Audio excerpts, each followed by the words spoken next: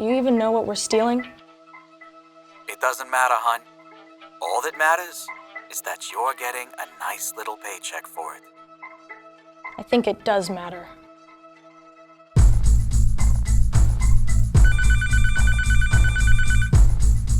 Yeah? My name is Dr. Galvin. Has anything strange been happening to you lately? God, yes. Everything resets like it's Groundhog Day.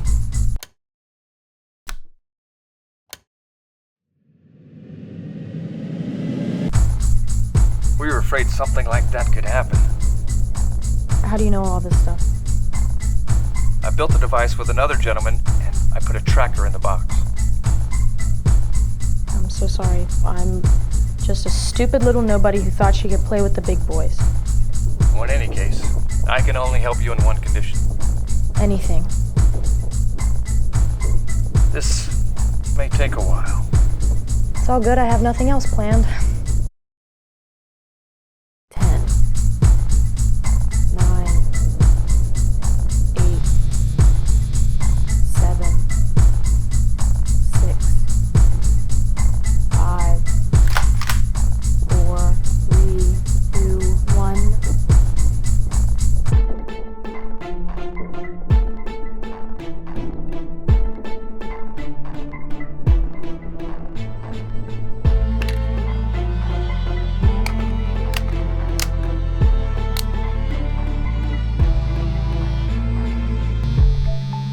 Lewis? No, this is Frank. Are you at the motel? Unfortunately, things have changed. What do you mean? I'm afraid I can't let you have the device. Sooner or later, I will get you. I have an army. And I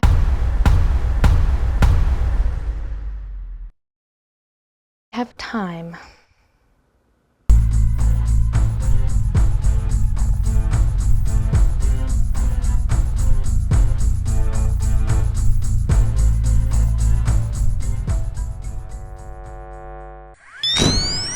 Old school HBO at the dog. Hello, internets. What the is fuck up? is up? All right. What is up? Season 0. And Season how, 0. How apt? Yeah. Season 0. What's the film we're covering today? Oh, do you know what Who's this dude? We'll tell them in a minute because right now I'm going to tell you how to go from a zero to a hero. You invite a first-time feature film maker here. This is his zero. He broke his cherry. We are here with I call him the Great Kodai, but we're going to be covering a feature film called Room 0. Yeah, so the reason why we're covering it, not only is it a great film, which we'll get into, and not only is Richard Kodai a personal friend of ours, which we'll probably also get into, but it is actually has been picked up for distribution with Gravitas Ventures. Its upcoming release is March 19th, and by the time you're watching this, you can actually pre-order it, and there'll be more information about that in the episode as far as long, and also in the description of the video, wherever you're watching this at.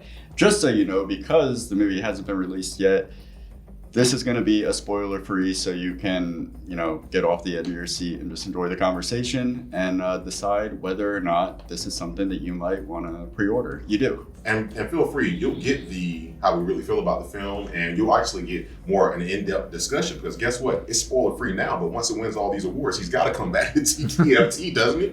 And he actually can speak. We just haven't invited him on officially yet, so he's not a mute. He'll be popping in throughout the segments before we get to the cast crew review, where we'll get all into Kodai, as that sounds normal. All right. No, that does not. What the fuck is up, internets? Well, how's it going? Today we're covering Room 0, and there's a few things that you need to know about Room 0 before we get too far into it. Right. First thing is, before you even get there. Something before the premise? Something before the premise. What comes before the premise? Just so we can jump into this before the premise. Because all my notes, it just says premise first. But go ahead. My notes are up here. Remember, you use paper. Okay. I use nature. So, with that being said quote me on that. You're watching now as in your time, but in real time, we screened this film today. And I'm not going to tell you anything in-depth spoiler about the film, but guess what? What's today, Dirk? What's today, Richard? It's Groundhog Day. Oh, what does that mean? Watch the film. You'll find out. And the premise, usually I have to take this part, but I feel like I don't want to dance around these eggshells and accidentally give something away. So I think the person who could tell you about the movie best is the man who wrote the movie and directed it. So Richard, you're on an elevator with somebody, you got, let's say, 10 floors to the top. 60 seconds. Uh-oh. You've seen Speed. 60 to 90 to 120. Time is a spectrum. Yeah. Well, what would you say the movie is about to somebody? Lean forward so we make sure we get Oh, you he's speak. good. Hello. He's good. Hello. We Lean did back. that. We did that while we were waiting. I was at a train. All right. And the orgy. The premise. Uh-oh. So the movie is about a young woman who steals a device from the mafia and hides out in a motel room. But she accidentally activates the device and gets stuck in a time loop. And then she has to find a way out of the time loop and also a way to get away from the bad guys. Oh man, I'm so glad that you did the premise because I was gonna say under the anybody impression did, that yeah. we couldn't. Yeah, okay, this is cool. So all right. So a little bit of info about the production itself, written and directed and produced and edited and probably a lot of other things. One-man band. Independent filmmaker, you know, Mr. Richard Kodai, who's here with us. Kodai has produced many films. Room Zero is actually his first feature. That's correct, right? Kind of, yeah. Is it or not correct? I mean, he's been jacking your dick all day telling me it's your first feature. It's my first real feature. You were a part of an anthology, right? Like a portion of an anthology. Yeah, that was a long time ago. And Okay. I did shoot another feature, but we're not going to talk about that one. That was talk about it, but that was many years ago. But if not for that one, do we not get this one? Didn't you learn from the first one? I did. So I we did would call learn that a successful lot. failure. Real quick, yeah, say we're yeah. not going to talk about that one. We're not going to talk about that one. We're not going to talk about that Okay, one. so Now, you officially- you say we're not going to talk about that one. We're not going to talk about that one. It sounds so much more. Well, your accent kills. Cause it, like we say it. Yeah, it doesn't it even doesn't hold any weight. All right, But I okay, cool. want you to know before we finish this interview, I am going to slip into some type of accent that may not best his. It's going to rival his. Oh, I'm not going to best him. I look forward to that. As does the internet, I'm sure. Chill, man. Oh, God. All right. Room Zero stars Natalya V. Wood. She is the only character you actually see. She actually carries the film on her own, supported or antagonized, depending on how you look at it. Only Get your heart out. by the voices of her co-stars, and those voices are Karen Cherney, Victor Jones, Sean Collins, Matt Haynes, Scott McLean, Kenny Logston, Scott J. Smith, Joaquin Foster, Amy Hancock, Gordon Richards, and Remy Chartier. Mhm. Oh my I God. love those names because as you say those names, I'm almost like Joaquin Phoenix. But it's okay. This is his first one. It's okay. I think Sean Collins is Sean Connery? like no Sean Oh, Collins. Collins. I looked at his IMDb. He's Yeah, got a he's- stack he's- of credits. he's under his solid. name. He's And because the reason why I looked at his name is we'll get to that. Scene Stealers. The movie features fantastic music by the Ugly Facade, and we will have a few questions about that. And cast crew review and cinematography by Matthew Oystacher. Oystacher. It's just like it's spelled. It's just like it's spelled. Oystacher. I see it. Matthew Oystacher, and amazing cinematography as well. Few questions for Richard before we get out of this segment. When did the production of Room Zero take place? It took place in 2022, the last days of May. Okay, so it was like a month-long production. No, it was a 5-day long production. The shoot was 5 days, and I had like a few weeks for pre-production before that. That's awesome. 5 days, and we get far from the tree in 6 days. That is you. I'm kind of impressed. upset about the fact that you just said 5. I wish you would have said 7 because now we've got to go do a movie in 4. I can do it. I mean, we shot my movie in 4 days. The story, the 5th day was the pickup shots and the blood and the whatever. All right. See what's going on here. Showing us up on our own show. All right. So what was the budget for the film?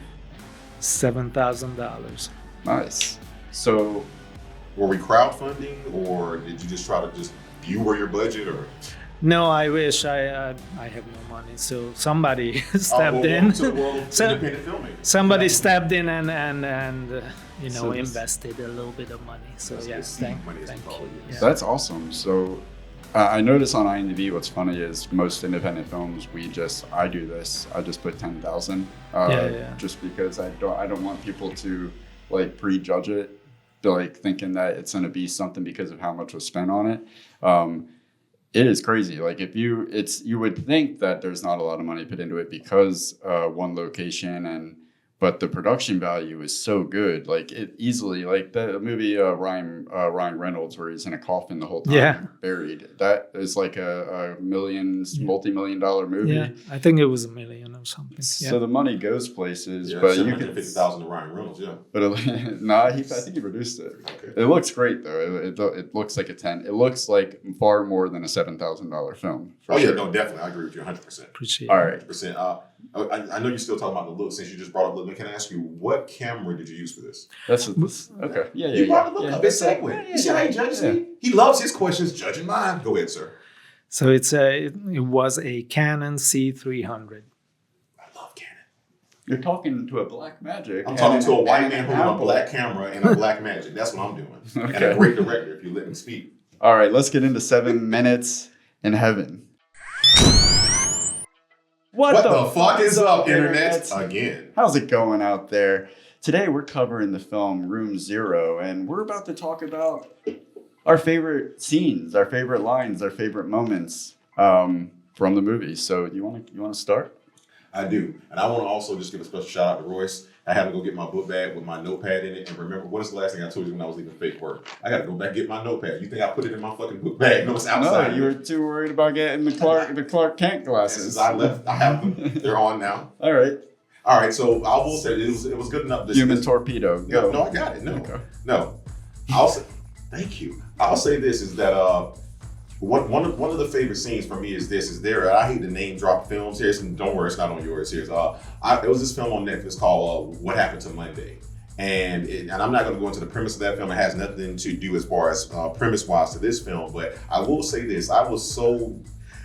The intro of the film, as far as watching what happens, as you mentioned earlier, Luke, I'm so critical to things. I was trying to, in my mind, these are different women.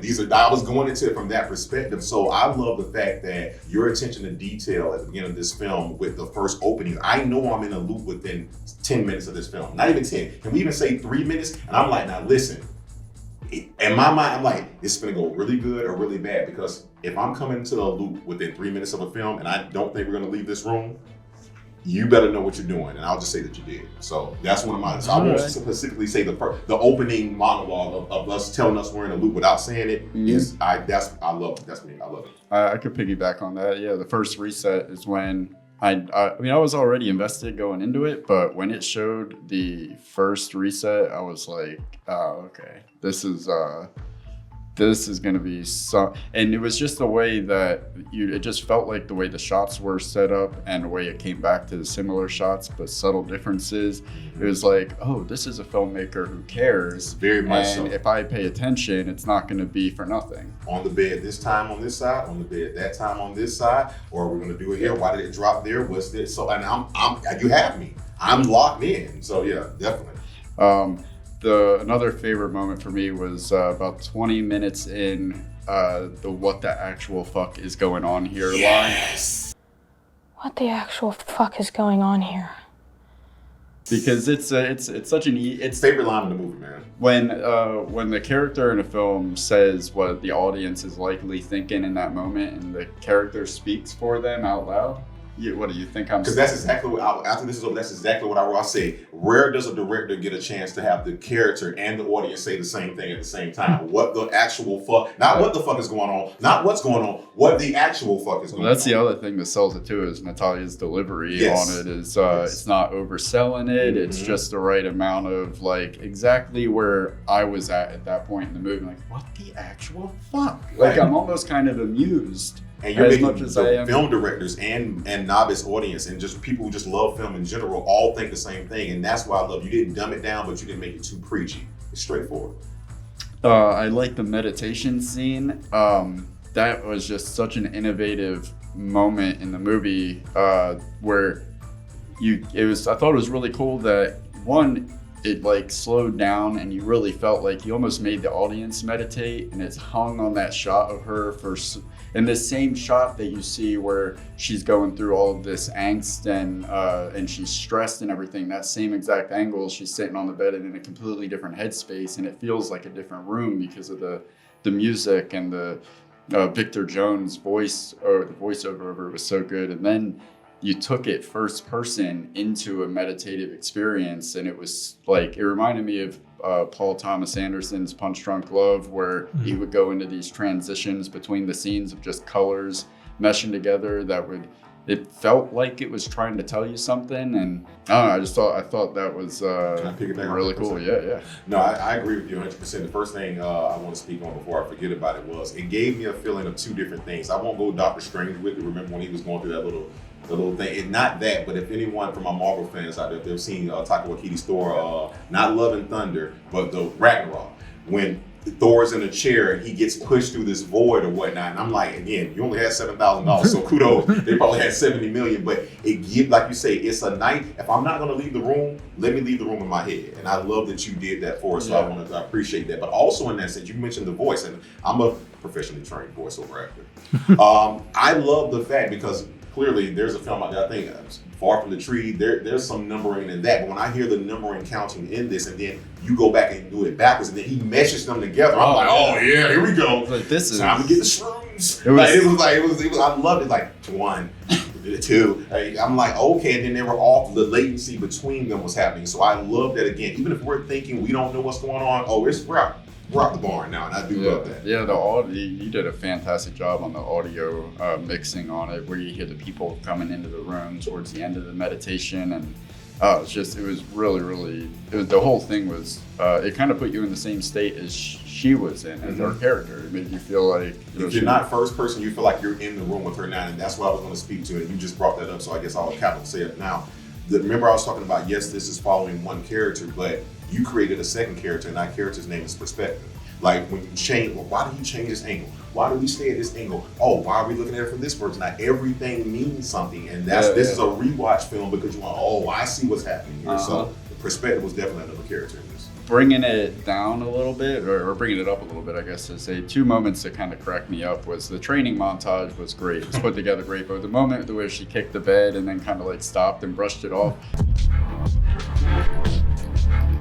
I thought that was really cool that you included that, because the movie it's so heavy and mysterious and serious, and you never really get to see this other side of her character. So to make her a real person in that moment, I thought was really smart to do.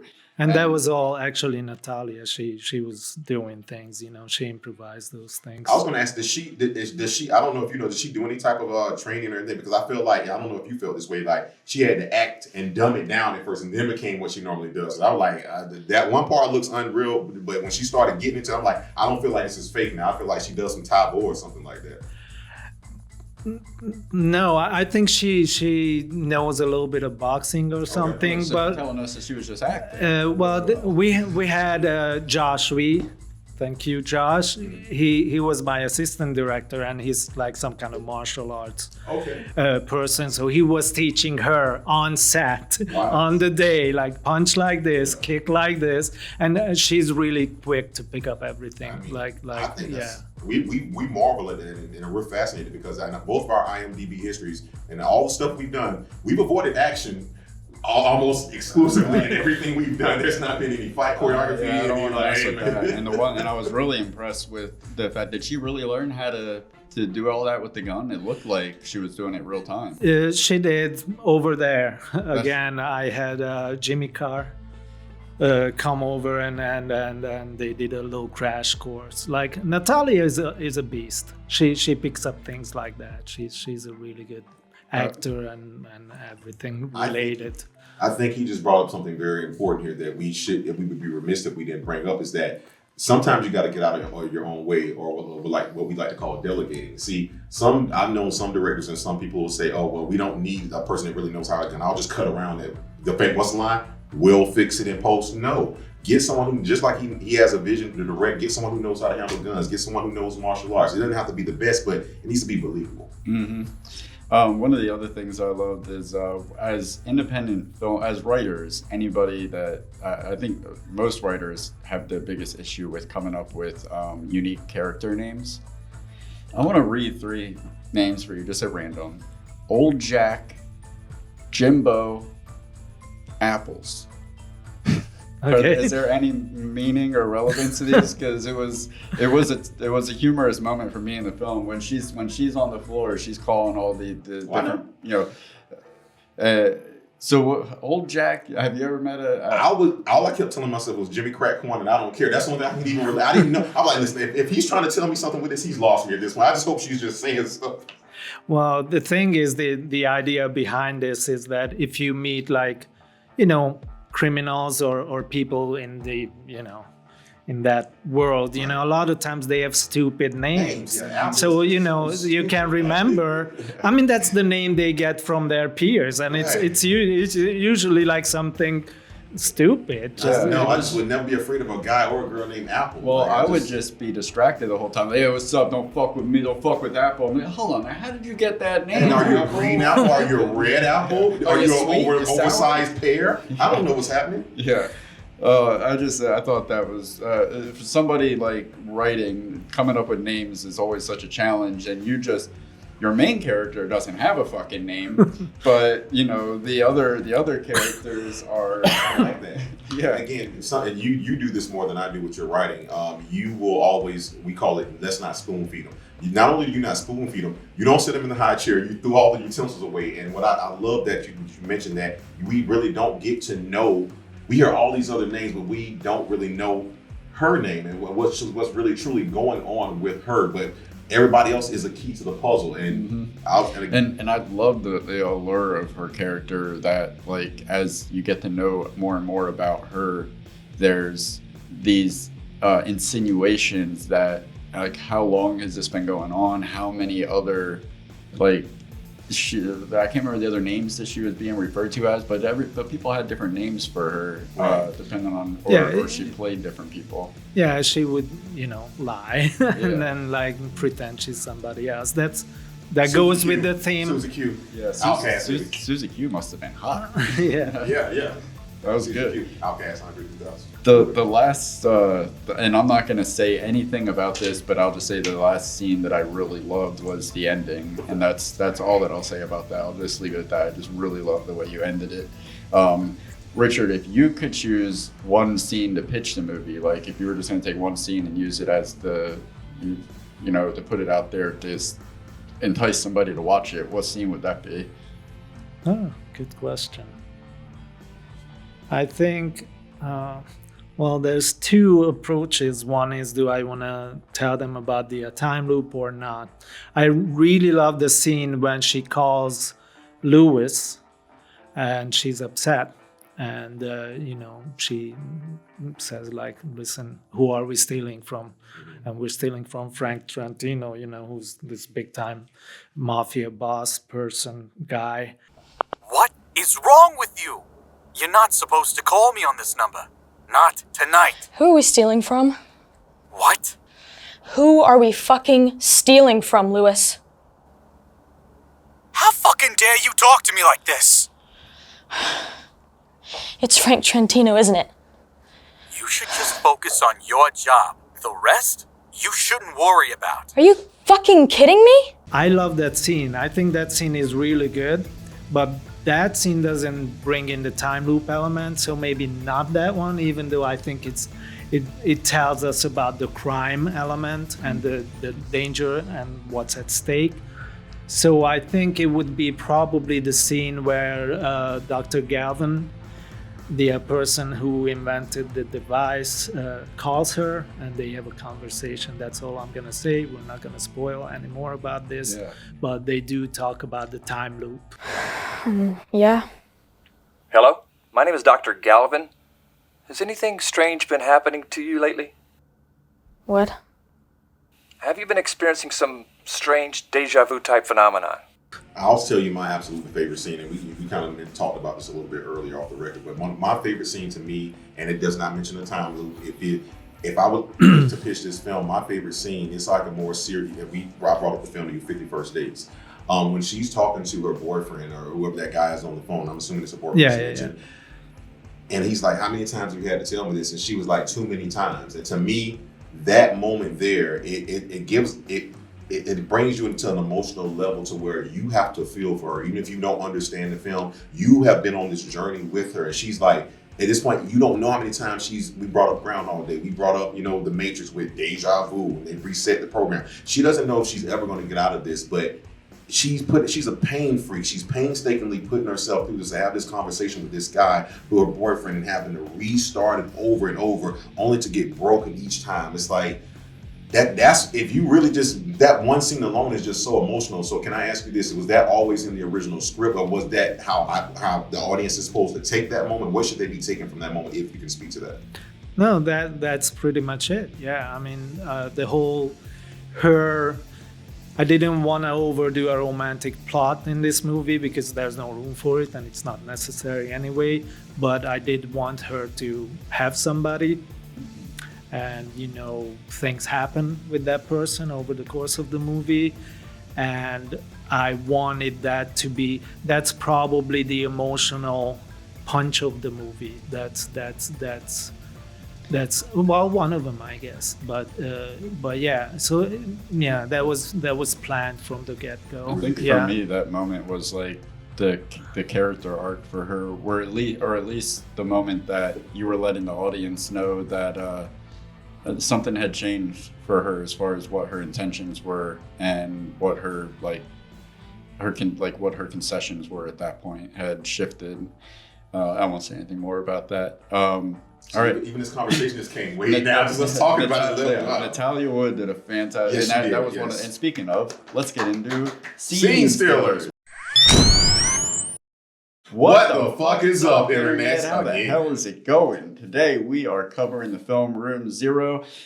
We're going to talk about some of our favorite actors, actresses, performers, artists in the film. When laconic. Oh my God, there's so many to choose from. But I actually do have two honorable mentions before my scene stealer. The first. You say perspective, I'm gonna stab you right in your neck. Yeah, I can't remember that character's name. No, shout out to Perspective though. I mean. I feel like I heard that before. Sean Collins as Frank Trentino. I thought he was. I'll get into a little bit more. To not be the person he felt very. I know we didn't meet even before his voice. He was hearing his name, like who we stole. Like they were building this character. So, this fucking guy. I'm walking here. Listen to me, you stupid cunt. I don't know who the fuck you are, how you're doing this, but I know one thing: you're fucking dead. Listen to me, you stupid cunt. And listen to me very well. I don't know who the fuck you are or how you're doing this, but I know one thing. You're fucking dead. Yeah, he was. He brought it. Now, how did you get in? How did you get linked up with Sean Collins? Or okay, so Sean is an actor. He lives in Tampa or somewhere around there. So he's in Florida. He's a Florida guy now. But what's funny about Sean is that his uncle was Frank Sheeran is the character name from Irishman, the Robert De Niro character. And, his father was the driver to this character in real life. So he knows about the mob and all that stuff. So he's the real deal. Yeah. And now he acts. And so anyway, so that was this short film many years ago that we screened at the short film showcase called Rogue Island. And he was in it, and David McMahon, who's a local talent here, he was also in it. So that's where I saw him first, and I knew it then. Like, I gotta work with this guy one day because he just has that presence. His voice is excellent. Have an experience in that world. Did he ever say, "Hey, we wouldn't say this. We'd say it more like this"? Was there any moments like that where he checked the authenticity on something? I don't think so. I no, he complimented me on my writing, Nice. which felt really good. So That's awesome. I did want to speak to that. It was something that you just said that I hope most artists and writers and actors listen to when he just said he saw him in something else. So all these roles, you think, why am I taking this? I'm not getting paid enough. I'm not getting paid. And you never know who's going to see you. So continue to be you and work at your craft or not. My other honorable mention was somebody that we've worked with on I'm Gonna Kill Someone This Friday. He coached a young lady in that film as well. I was not on set that day. Victor Jones as Dr. Galvin. I think that was perfect casting to have him. He just has that natural bedside manner voice. That worked really well for that character. First, we're going to focus on your breathing. Slower and slower. And I mean, do you want to guess who the scene stealer is for the film?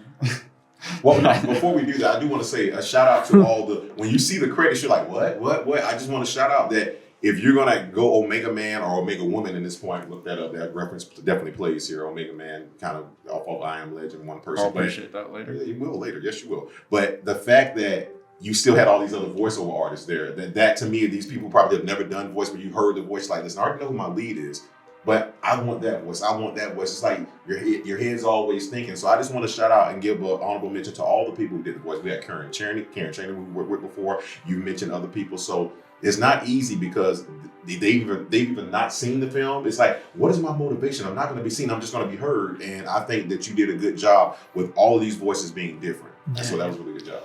appreciate that. Yeah. So Natalya V. Wood. Scene stealer, everybody. Yeah, for sure. I mean, and I feel like it needs to be like Scene Stealer Plus because she was like had nobody to bounce off of. Scene Stealer and honorable mention. And the crazy thing about it is, like, I was watching it, she has this larger than life persona. Like, she carries herself like somebody, like, I should know who she is as an actress. Like, when she walks in, she has that air about her, like, oh man, he got somebody in this. But I looked her up and like, oh, this is her like first thing along with this series that is like looks really cool that's coming out as well that she's in. But I was just so impressed. And then the other thing that was really cool about her was she seemed to like be able to morph in front of your eyes, as far as like when she first comes in, you could tell she's kind of having this air of like trying to look more professional or like. Thank you for saying that. She I felt like she Benjamin Buttoned us. Mm-hmm. She de-aged. Yeah, she turned into like when she put those clothes on that we saw from the end. I'm like, wait a minute, whoa, what's going on? So I was like, okay, movie magic, love. I felt like y'all made her look older clearly, and then she went down to her age. But here's the thing: that as she went down in age, the performance didn't suffer, but you saw more of her innocence. Yeah. She truly became who she went from like, nah, okay, I'm doing this for whatever, but down to, man, I'm home, whatever, I'm here, whatever. Let's do it. And I feel like one of the hardest things to do as an actor and one of the hardest things to direct or film as a filmmaker is somebody just sitting like this or like this and looking natural doing it, like not looking like they're performing and just looking natural in those moments where you're not really bouncing off of anybody. And that's like pretty much her the whole movie. And she walked this line of like, she just did it really naturally, where I never felt like I was watching somebody act. And that is my, like, the moment that you remind me that you're performing, then I start to check out a little bit. And this relied on her 100% throughout the whole thing to never remind me that she was performing. You know what, to add on to that just a little bit, and again, we'd be remiss if we didn't bring this up. I don't know if you did it or whoever did it. If you did, awesome. The Foley, the timing, amazing. It was sound design right there. There you go. There was no latency. There was no, this person missed that. Like, no, moving the phone. People don't appreciate it. I'm an editor. No, you're not. You don't know what it takes to make sure that you have to line that sign up, not where it's supposed to go. When the audience hears it, is it right there? Does it make sense? And so I want to tell you, just as an editor and filmmaker, I appreciate that you took the time, that I didn't hear anything off. I watched it. I was listening. And if you're going to be in a room, you're fucking listening to everything. I'm waiting. I'm like, oh, this is happening. Then even with and I don't know if it was a symbolism behind. I'm pretty sure it was. I appreciate even the shot where are you going? We're in Scene Stealers. That's okay. I'm talking about Scene Stealers. We're still giving Natalya Wood. I was circling back around her. I was circling a background to her. All right, and well, then make it a smaller circle. All right, here we go. Decimal. Here we go. Decimal level. There's a point when Natalya's sitting in between the beds. Watch this. Now watch this though. Trying to make myself loop over here. Well, there you go, Tenet. There's a point where she's sitting in between the beds. And to me, and the camera shot changes, and I'm like, to me, I'm not saying that this is what's happening, but this is what makes films great. She, at that point in time, is making me feel like, okay, she can go either way. It's like, first she said something on this bed at the beginning, this bed on the beginning, and now towards the end of the film, she's in the middle. Why is she sitting there? Is this her reverting back to her childlike state? She's calling out to these people. You're talking about the voice actors, the friends from high school. So again, now my mind's turning. Why is she sitting here? Why is he turning the camera angle? And it's all about her and her performance. Circle closed. It's a big ass circle. That's all right, though. Who's a big motherfucker? But yeah, she did a great job carrying the whole film. And it relied on her to be mysterious and quiet and say a lot without saying anything. These are all like, to do it by yourself and to have to like so much riding on making sure that the audience is along for you on the ride and you're not giving them too much at any given time. Did she ever have a problem with confidence? And when you had to be a director and be that, not father figure, but that you got this, or was it just she's a beast all the way through? Very little. She was 20 when we shot this, and she was a beast already. The first thing I saw her, she sent me a little reel from a short film, and I'm like, oh my god, this girl just has this screen presence. Like, I believe everything she says and does. Mm-hmm. And I'm like, so there was a process for casting, but obviously she was the one, very clearly. Before we move on to the interview, is there anything, is there like I guess this is a moment you publicly give her flowers. Is there like a scene or a moment during production where she just kind of blew you away? Is there any, anything like that you want to say on her? Oh yeah, like the whole film, the entire film, every scene. But I do have a couple ones that I really like. There's a scene where she cries. I'm not gonna say what the reason is for her crying, but it's my personal favorite scene from the movie. And there's a wonderful song from the Ugly Facade that plays in the background. That's my favorite scene. Yeah, I'm okay. Everything will be fine, babe. Everything will be fine.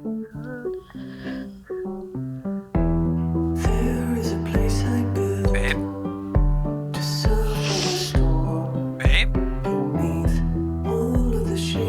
Babe? Babe?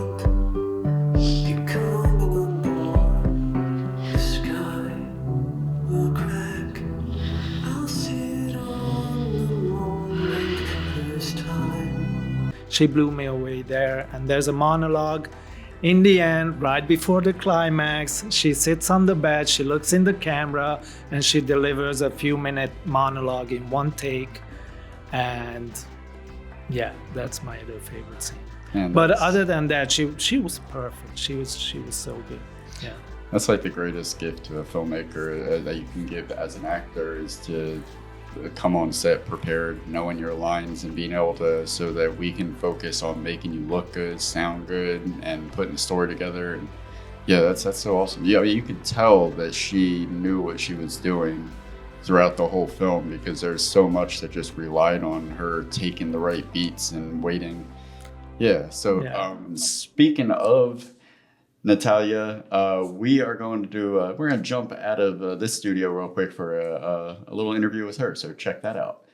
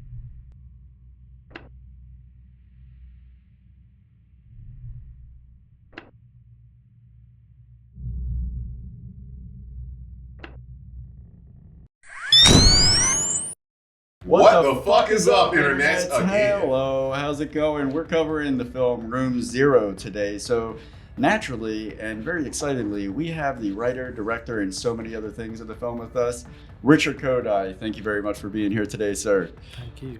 All right, so the first question, just to get it out of the way, it's kind of hallmarky, but what inspired you to be a filmmaker? Okay. I knew this was coming. He said. So everybody says like, oh, I was 7 years old and whatever years old when they had the idea to become a filmmaker. That wasn't the case for me. I think I was 18 the first time I thought like, I'm from Hungary, I'm Hungarian, so I was sitting at home watching a movie, and it wasn't even any like, oh, Jurassic Park or something. It was just a X movie, just whatever. But I was like, I wonder what it's like to put one of these together. So that was the first real turning. But then many years passed, and because I didn't think I would have a chance to do anything with it in Hungary. Hungary has a very small market, and like the filmmaking there is very hard to get into and all that. So I didn't even try. But then I came to America and blah, blah, blah, all that long story. And eventually I decided like, maybe it's time to do something about this filmmaking thing. Let me ask you this. Speaking of what you just said, you saw the filmmaking scene in Hungary.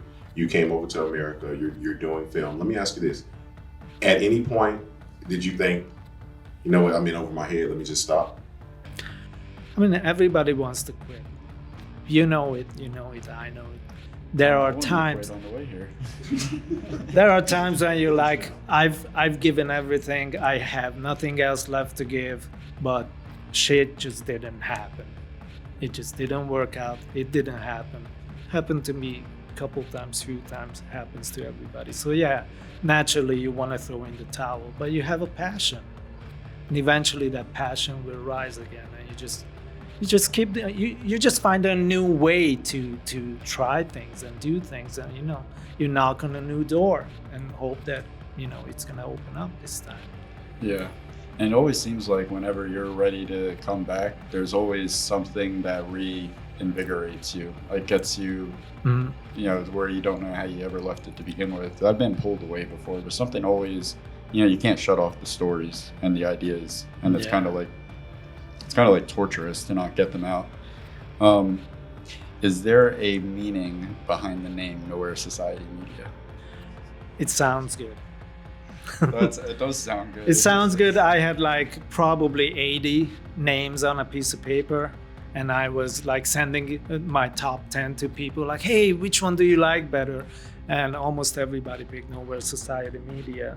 And I'm like, well, it sounds good, but I do like, there is some meaning behind it. Nowhere Society, I like, how should I say this? Like, we are rebels, right? Indie filmmakers. We're trying to do a lot with little, So we're the guys behind the scenes just hustling. And not just filmmakers, other artists too, writers and singers and whatnot. We're all just, trying to make it happen. So I guess it could mean that Nowhere Society, we're in the shadows. We haven't made it yet, but we're here, we're working.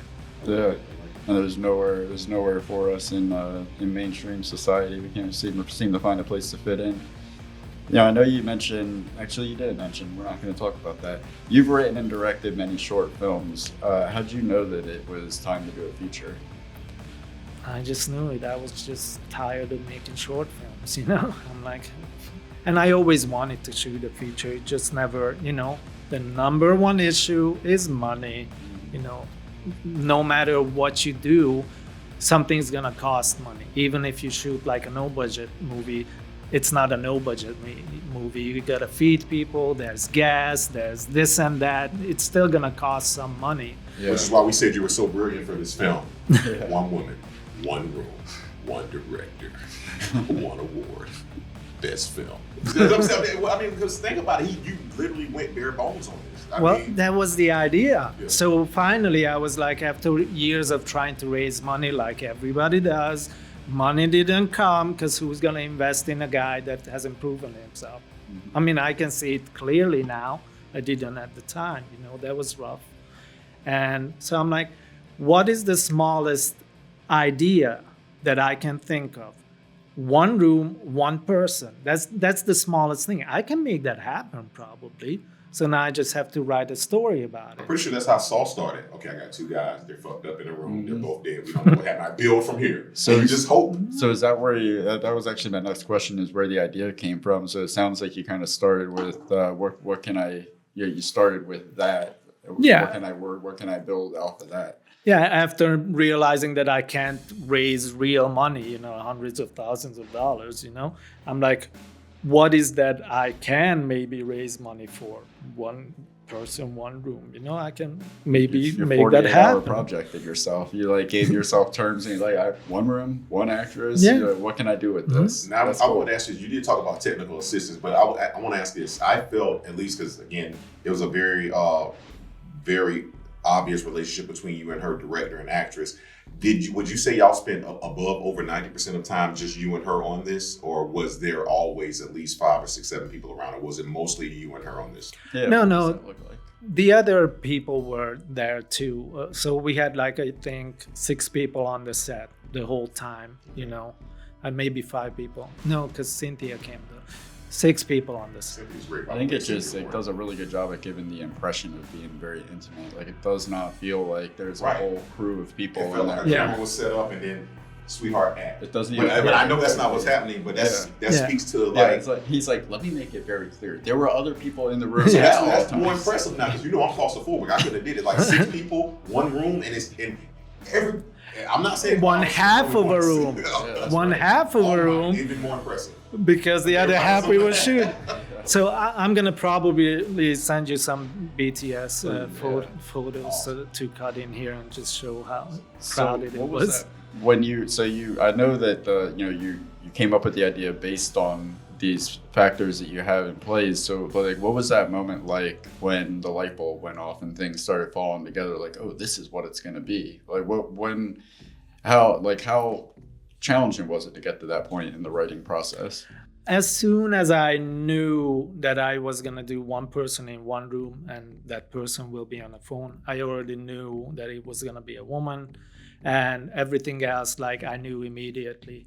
Because I kind of threw together some older ideas too. Us writers, we have a million ideas, and sometimes you just open the treasure chest and let's pick a couple of these. I can get a twofer on this one. Yeah. So I knew immediately I can't play with space, but I can play with time.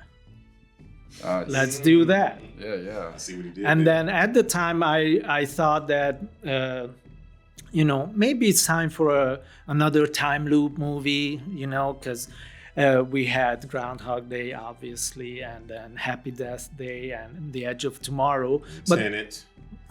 Well, Tenet came out a little later. It still hasn't come out for me. I still don't know what's And going on. I was like, oh my God. And then Palm Springs came out and Russian Doll and all that. I'm like, oh my God, all these time loop movies are coming out now. I'm like, maybe I should do something else. And I'm like, no, I'm too far already. I love this story. I want to tell this story. I'm doing it. But here's the thing, you did something original though. You did a time loop movie, and you didn't leave the room.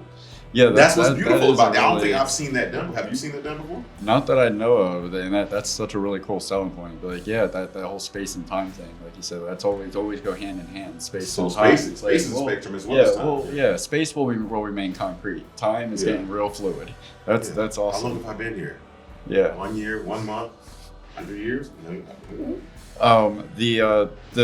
So all the various voices that come in with her, I thought it was so cool the way they sounded. Like, to me, they sounded like almost like NPC characters in a video game with pre-recorded tasks and missions. When you walk up to them, they have this thing that they're programmed to say to you, and they say it. The performances came off to me in a very inhumane way, which added to the feeling of her in being completely isolated. Even the people that she's talking to, they didn't really feel human. So I thought that was really cool. I was wondering if that was like direction from you or if that was something you had in mind. And I was also curious how you facilitated, because most of the performance is her with an ADR voice. And is the voice really there? Is somebody feeding her the lines to get the timing just right? Like, how was that done? Yeah, that was me.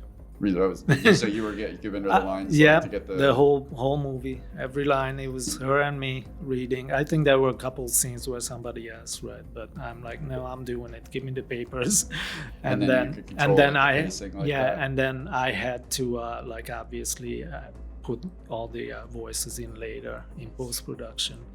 But yeah, the voices, you know, it's hard because you find a voice actor, they don't know what's going on. I send them the lines, I tell them to say it like this, but they don't have any, they didn't. You see that script. That's it. They want to see the whole script. What's my motivation?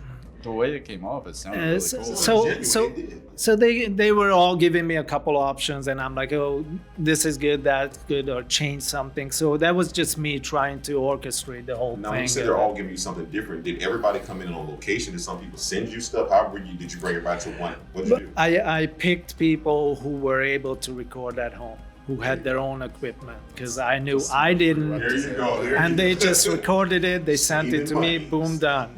You know, I didn't have to go anywhere. No, one time for the Dr. Malinowski, that's Kenny Logston, and we went to Gordon Richard's house to record his lines. I mean, shameless plug here. If you ever need somebody that's a talented voice actor, that's a great voice actor, one of the elite and can record from home, Here it Tori comes. and J. Royal at your services. Now, I do have a question for both of you. Do you mind if I take 74 seconds and go piss? Yeah. I might I have have to to take a piss. piss. He got to piss too, Dude, you man. were an hour late. He has You to were an piss hour too. late. He wasn't an hour late. to everybody. He wasn't an hour How was that late. an hour later? He has to piss too. All right, you use that one. I'm going to use the other one. I- So You this don't have one to anyway. Why the fuck We're are on you piss even break, asking? Royce. Put that camera I'm not down. on piss break. I'm right here. All right, talk to the people. We both have to Sit sit here. So it all started at 6:27, 3 minutes before we were supposed to be shooting. Royal says, "Hey man, is he here yet? Is he on the way?" No. All right, I'll be right back. I've earned it. Damn it, I've earned it. 46 minutes I later. gotta fucking pee, And damn it. now he has to pee. I have to urinate, damn it. You Leave gotta me pee alone. while you're waiting on the train. All right, Royce is All right. rolling. Here we go. One. You good now? We're good now. Okay. You're trying to make it like it was just me. You sick son of a bitch. That going back to the meditation scene, that was I know for me, there's been many times as an editor that I've searched high and low for a good overlay that doesn't that's just exactly what I'm looking for. It's long enough. I don't have to slow it down and mess with the speed of it or anything like that. It's just exactly what I need out the gate. Where did you create that? Did you find that when it went into the point of view of the light effects that came in and back out of that? Okay, so long story short there is I ordered a custom-made video from a person who makes videos and with AI or AI-like technology. This was a little bit before the AI craze, just a couple months before. And he created something that wasn't what I asked for, but he was a foreign person. I'm a foreign person too, but we communicated in English and he just didn't understand what I wanted. Mm-hmm. So he sent me something totally different, but we were going back and forth too much. I'm like, you know what? Just dude, it's fine, because he was just not getting it, or he was acting stupid. I don't know, but I'm like, you know what? Just give me the video. I'll do something with it. So I took the video, and literally I put it in Premiere Pro, and I did like a blur effect on it, this vertical blur thing, mm-hmm. and that's it. That's what that sequence is. I'm glad he said that, because again, long story short, he took something that he didn't ask for and he still made art from it. But if you notice, I didn't know if you were talking about the zooming in, but I love the fact just the color, the video of the colors like that for as long as it went. But if you notice when he was zooming into some of the colors that coming out, when you came her face, and I know how you feel about crossfades, but I thought it was done very artistically. The face of her, it's like some Lord Vigo type thing going on. Her face comes in and out, her face comes in and out, back and forth. When that meditation scene, I didn't see that. I did. I saw. Does her face come in and out of colors? Well, not there's colors, no, like around that time when that's happening, that effect. Oh, okay. Go back on the second watch. Oh, It well. happened. Oh well. I just thought it was really cool. I thought the the abstractness of it that you just leaned into, I thought was awesome. And the other part too, when you went into where her eyes turned into stars, and it kind of, you just let it hang in space for a little bit. So so being in the room too, that I wanted to ask you about that shooting in. It has the advantage, obviously, if you don't have to look for a bunch of locations, but I'm sure it comes with the disadvantages of like filling out a feature and making this one area look fresh for the whole time. Can you talk about that? Yeah, absolutely. So that's where Matt Ostach's, inventiveness comes in. He was the one who came up with a lot of the shots, like, to have like a variety of things, so we're not looking at the same thing. If it was me, I could have shot just the whole thing, just like one camera, just like a play, because I'm like that. But no, let's not do that. Let's do all kinds of angles and stuff. So that was all him, or most of it was him. And so, yeah, but other challenges were also the sound, obviously. The AC had to be turned off. The refrigerator had to be unplugged, And even with that, we had traffic outside. There's a busy road outside, so it's like, and I think there was even some kind of construction going on. So sound was the big challenge. And, when we turned off the AC, then the room got hot, and we're sitting there, 6 people, like, oh my God. Were you able to get the same room for the full shoot? Or? Yeah. Okay, yeah. so... Well, we prepaid for it. We rented it out for the whole shoot. So nice. So then production is done, and you're pretty much embodying the character of the film. You're entering the Palace of Solitude, post-production, all by yourself, right? So what's the most challenging part of getting that together? To get through it, self-doubt. Am I stupid? When you're working on something for a year plus, like I did on post-production on this, 100 times you're gonna question yourself, not just the thing you're working on, because you don't know what it can be. You just see what it is now, and it doesn't work, it doesn't fit, it doesn't look right, it's not working. So the biggest challenge for me was to get over some of the self-doubt, and then and I did also have to learn a lot of stuff, because I'm not a colorist. I don't know how to color, but I had to learn about that. I was somewhat versed in sound design and mixing, but I had to like step it up a little bit. So everything I could do to some degree, but I had to To me, that's the beauty of the journey, though, because I think me and him have both experienced that. You start out knowing you want to make something, and then you realize, wait a minute, there's post-production, and then you get into it and you challenge yourself, and you learn different settings and different ways to build on your knowledge base, and you realize, I'm never going to know anything, but without challenges, how can we get better? Yeah. And you're here today because of all those challenges, and I think that's amazing. Oh, another thing that was really challenging about post-production, I have a really crappy computer. That'll definitely do it. That'll make a easy render time 19 hours. Yeah, so, oh my God, I have to Control-Alt-Delete again? Really? One file has messed up all of your project. I totally get what you're saying though about that self-doubt. I don't think any human is meant to look at something for as long as an editor has to look at something. I think like you're going to start.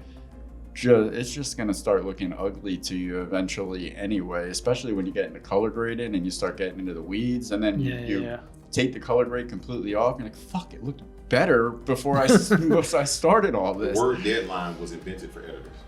Yeah, because if not, they would still be editing the bottom. Man, one more cut, man, one more preview, one more sound check. Like, no, it's now or never, man. Give me the cut, man. But dude, that's incredible to hear that that's your first, like you taught yourself color grading in the process of editing, because that's one of the things that was so cool looking about the movie was it's distinct. Like it wasn't sepia, but it was like bordering on that like burnt look a little bit, and it had a distinct style, which is like, it's something I would expect somebody who's like well versed in color grading to take a swing at. And it definitely felt as if some of the color was desaturated on purpose, though, not anything that was because again, I feel like if you're watching this film, you don't know what world she is in. Is she in real world, reality, hell, heaven, purgatory? I just think that color grade that was done on it was like, hey man, And it really then again shows to the performance. He's not trying to fool you with anything here as far as tricks or anything. It's back it up, Royce.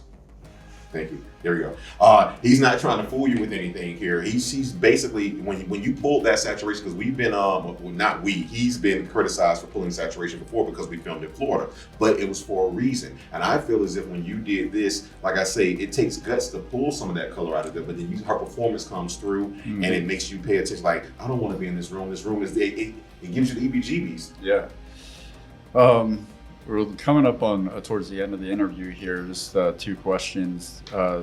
First, I can't off the top of my head tell you what films I've seen from this company, but I know when I saw you make the post about Gravitas Ventures, they are on their logo comes before a lot of movies that are like, oh shit, it's a good one. It's kind of like, for me, it's like the A24 before A24. So to see that this movie fits perfectly in that kind of library, and it's so awesome that they recognize that as well, and they're including it in there. So first of all, congratulations on that. That's huge. Like, to get distribution and to get distribution by a name that people know, that's awesome. What was that like what was that like getting that news and finding that out?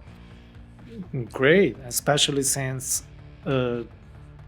other places I've reached out to, they either turned down the movie or didn't even answer. Like I sent out like 20 emails and got ghosted by like actual distribution companies and stuff.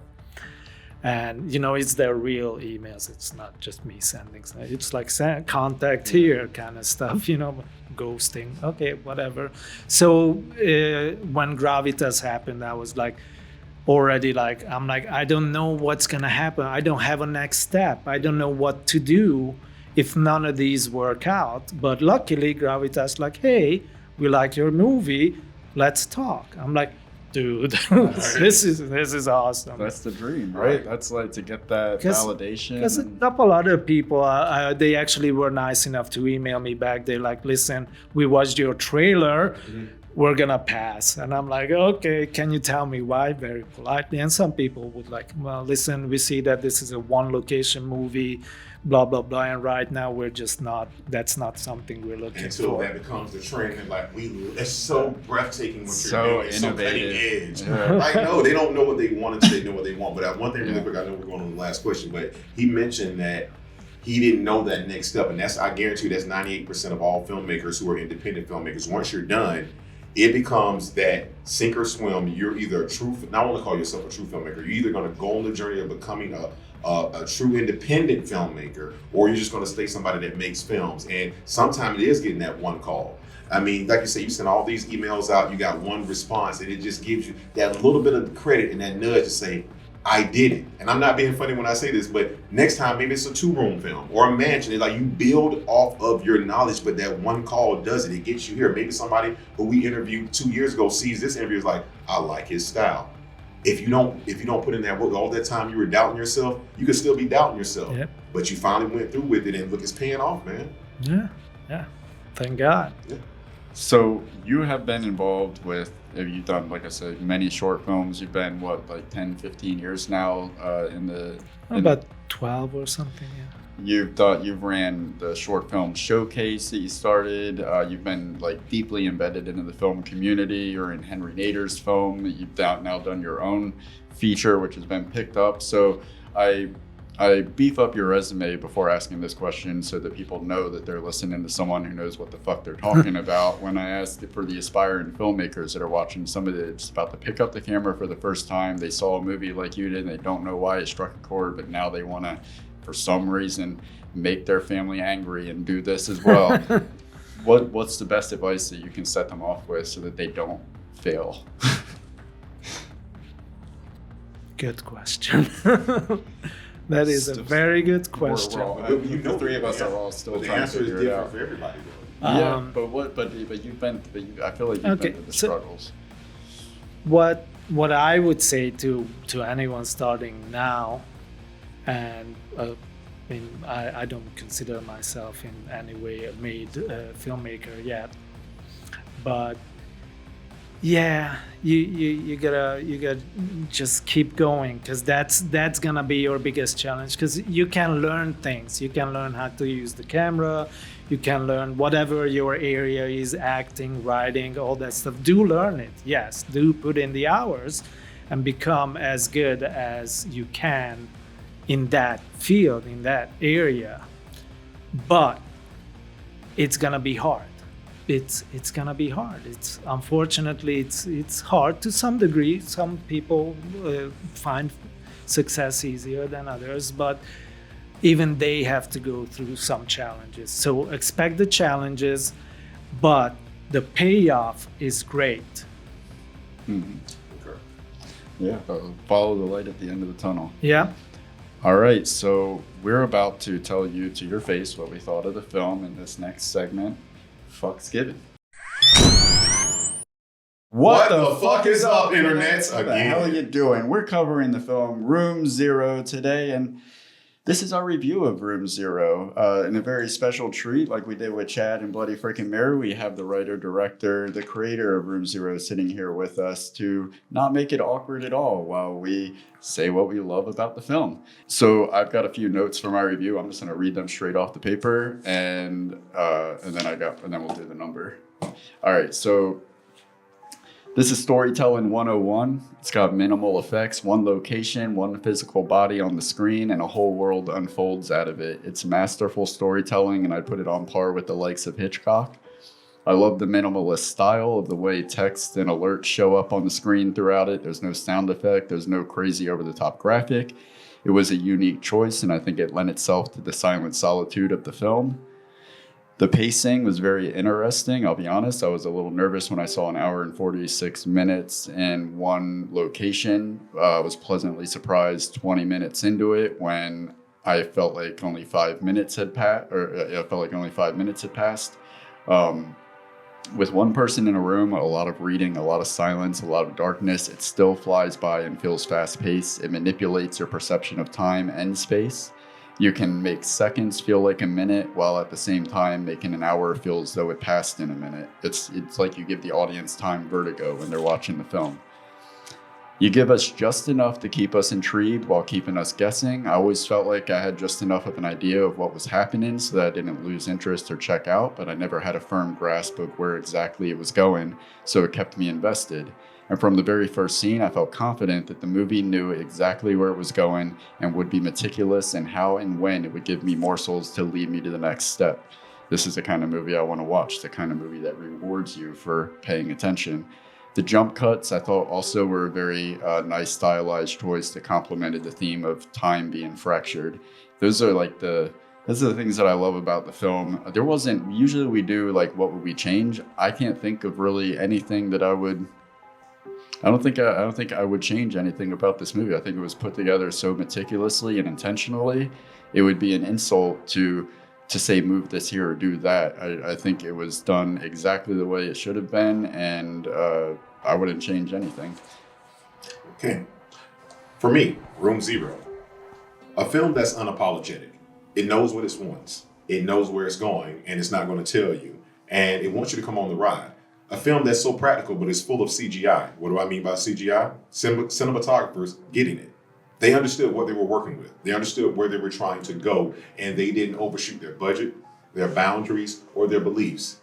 This is a film that you will rewatch and rewatch again. And also a film that you can debate in a psychology class, because again, everyone will have their own opinion on it. And that's what art is truly about. Looking at something, and depending on where you're coming from, it confirming your perspective or giving you a different outlook on life. If you've never been, I can identify with a teenage or a young white woman living in America who's in a room in a time loop from a company that has a zero in the middle of a name with the rest of the letters. But I went on that journey, and there were some things I did bond with her on, and there's some things I didn't. But the beauty of this film is this: it's art, it's perspective. Who's also another character in the film, by the way. So, yes, Room Zero, I give it a TTFT certified. I do it. I watch it again. I do it. I give it a 4.5 out of 5. Mm-hmm. The only reason I take off 0.5 is, one, to not seem like I'm biased for a friend's film. So taking off 0.5 for that. And honestly, I give it a 5. I'm giving it a 4. I just give it a 5. I'm giving it a 4, and I'm going to be and this is like the best 4 you can ever have. Because I call it a 4-wall syndrome. I'm giving you 4. You're in one room with 4 walls, man, and you did the bit. Like, to me, there's no way to get actually, you did go to the 5th dimension when we left the room in her mind, but I give this a 4 because of this. I give you a 4 because I challenge you to do better, and I have nothing to tell you how to do better on, because I don't, like he said, I don't think I would have changed anything about this. I had no problem with the sound. I have definitely no problem with the actress, no problem with the director, the cinematographer, the experts on this thing. I just say, dang, I wonder, there's always room for growth. If we max out, what is there? So is this a classic? No, not any means. No. Did it have the potential to become a cult classic and something that people will probably see down the line and be like, I want to do that? Yes, and it's yours. It's your classic, and I give it a 4 because, again, I know you're going to do more, and then one day that I give you a higher score, I want to be just as genuine and tell you, man, hey, dude, I didn't even know how to improve this, but you improved upon that. So I'm looking forward to your next film, but for this one, I give it a 4, and I want to see more. I give it a 5 because what the fuck, motherfucker? You just said 4.5. No, I changed it. I changed it. No, that's because I gave it. I gave it a 5 because I couldn't think of a reason why I took off the 0.5 other than the bullshit. You reason can't change what you just said. I know you're the editor, but you gave it 4.5. I always said 5. I always said 5. You're lying. Okay. And the reason why I always said 5 is because it is a beautifully and interestingly crafted story about how we can find ourselves caught up in our own cycles and problems while life and the ones we love pass on and pass by right before our eyes. To express such a grand and universal sentiment within the minimalist framework of such an elegantly simple canvas is such an achievement to accomplish as a storyteller and a filmmaker. It's refreshingly innovative, and I would love to see more movies like this. Personally, for me, I'm gonna go off script here. That moment where there's the message that I got from this, and especially as an editor and as a filmmaker, I don't know if anybody's ever seen Coraline, but the dad in Coraline he's just always like this at the computer. That's how his daughter sees him. And the other day, my daughter compared me to that dad, and it really hit me because that's kind of like, you know, my grandmother has got one foot in the grave. Everybody's getting older, and you know, our family, at least my family, is always like, you know, you need to go call your grandmother, you need to go see your mom, why don't you ever come to the family things, your daughter is growing up right before your eyes. Life, it just happens so fast, and for me, it's always, well, I'm getting this project done, and for me, it's always right here in this little room at my computer. And it's just the same thing every day. And then every once in a while, I break out of that loop, I break the cycle, and my grandmother is 15 years older, and my mom looks different. It's like so much changes, and the way time is a spectrum like that for different people, that's what really hit home for me. And one of my favorite scenes that I won't speak about really drove that home, the emotional impact that took home the character. I think that's the coolest sci-fi films, is when you can take a large concept like that and tether it down to like an emotionally grounded thing like that anybody could feel, even if they're not going through a sci-fi experience. I thought it was masterfully done. I stand by my 5 that I always said. And congratulations on a great start. I think Gravitas Ventures made a very great decision picking this up. They definitely did. I just want to say one other thing, and I'm not going to, first off, ladies and gentlemen, go back and definitely rewatch this so you can see which one of us is not a liar. But I did want to say this is in regards to his review of it when he said 5. One thing you did mention that seriously was the time thing. And one of the quotes I loved, if we didn't bring this up, I loved how you brought real quotes in from real pieces of art. And one of the things that it says is, if you ask me what time is, I can tell you. If you ask me to describe time to somebody else, I wouldn't know how to do it. All right, that brings us straight into common attractions. Let's see what's coming up next time.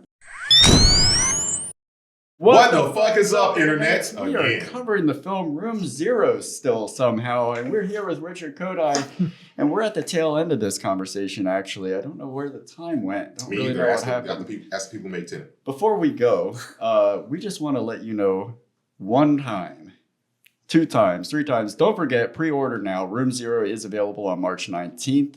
And Richard, to recommend Room Zero to someone, are there any movies or filmmakers that inspired it, or maybe something you can compare it to? Just to, if you like this, see this. Primer. Primer is another $7,000 movie that they made back in the early 2000s. So basically, Primer was also one of my inspirations to make this movie. So it's a micro-budget movie that deals with time travel and time loop, and it's super smart. So in a sense, this is my Primer. Other stuff like that, there's another micro-budget movie I can recommend for people to check out. It's Coherence. Great movie. That one doesn't deal with time, but it's also a micro-budget movie. Super smart, super creative. These are my two favorite micro-budget movies that I can think of that are kind of like in this mind-bending genre, you know. See, I told you, he not only is an independent filmmaker, but he truly loves independent film. How many people we ask that question? Everybody lists these like movies that the everyone's two seen. movies he's listed are two movies that you as an independent filmmaker could go out with a little bit of money and make right now. That's awesome. Coherent. The final word is for you. It could be a poem, He did not say this. Is there anything you would like to tell the continue. world? It doesn't have to be film related. It can be life related. It can just be a song, a poem, sign language, whatever you would like to do here to give to the world. Please go for it. A message from Apple. The character, not the company. Okay. No, I am gonna talk to the filmmakers. I'm sorry, but because this is what this whole thing is about, and you know, there are many voices in this world, in this business, you know, and they want you to bend this way and bend that way and this way and that way, and in ways they're asking you to abandon yourself. There's always somebody gonna come in and say what you're offering is not good enough or not interesting enough, or this is not for people to see, not for the audiences, wide audiences, all that stuff. You should stick to your vision. If you have a vision and if you have a strong theme you want to explore, ideas, do it, because your best work will be your most personal work, you know, something that you really believe in. And if you want to, you know, please other people and make their vision come true, it's not going to be that real. And that's what I did here. This is completely mine, you know, in a way that I wanted to tell the story. And I feel like people are picking up on it. So that's good. Congratulations. Thank you. I mean, one last thing is that we always have this thing to say, listen, the people we respect the most, not the people who have an idea, not the people who start, it's the people who finish. Because that in itself is an accomplishment to be reckoned with. So. Appreciate it. Thank you for coming all the way. Pre-order now. Room 0, available March 19th on streaming platforms. Given a 5 by him, 4 by me, and a 4.5 by him. Peace. Out.